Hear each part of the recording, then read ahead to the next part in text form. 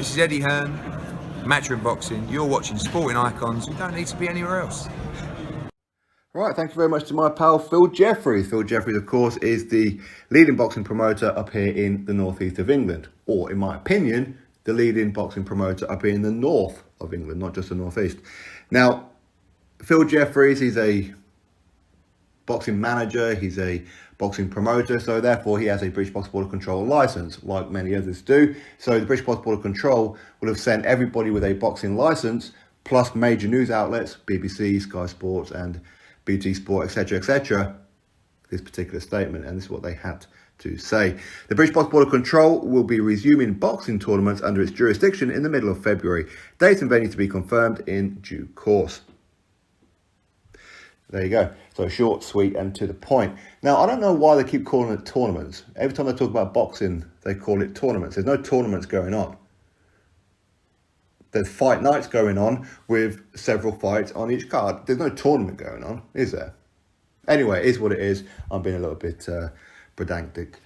That's a big word for me, isn't it? Now, I don't know whether or not this is the right thing to do or whether it isn't. Okay, you guys will be in far better position than what I am to say, yeah, it's the right thing to do about boxing returning in February, or whether it's not. Some of you guys will be following the news and keeping track of this pandemic and everything that's going on far more than what I do.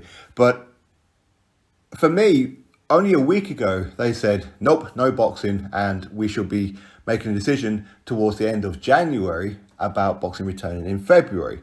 1 week later, it's gone from that to, yes, boxing will be resuming in February. So why the quick turnaround? Could be a number of reasons.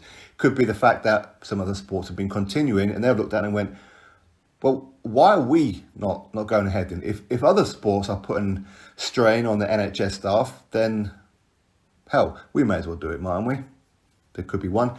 The other one, which I would hope would be the reason, is the fact that they are keeping in contact with the British government and they've got the green light to go ahead with boxing. Okay, they've been keeping in contact with the ministers of health, all that kind of stuff. But for me, I think that the reason is probably down to the fact that they got a little bit nervous when Eddie Hearn said only a few days ago that boxing for Matchroom and Sky Sports, the fight nights will be happening, whether it be here in the UK or not. Ideally in the UK, but the British Box Board of Control are not going to allow boxing, and we need to find out pretty soon. So we can make a decision as to whether or not we're going abroad or not. Boxing will continue for us one way or the other. For me, I think the British Box Board of Control looked at that and went, okay, we need to satisfy Eddie Hearn, Matchroom, the fighters, because we want to get paid. Because Matchroom, they've got, 5 or 6 shows to announce. So they want a cut of that money. I think that's why they've done it. They don't want boxing to go abroad and foreign governments and foreign sanctioning bodies or whatever it may be, jurisdictions, to get a slice of money that should be theirs. For me, I think that's why they've done it.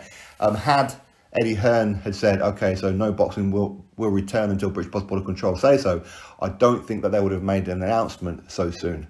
That's my honest opinion. Anyway, you guys and girls, or at least a lot of you, will be in a far better position to say whether or not that this is the right thing to do. I have no idea whether it is.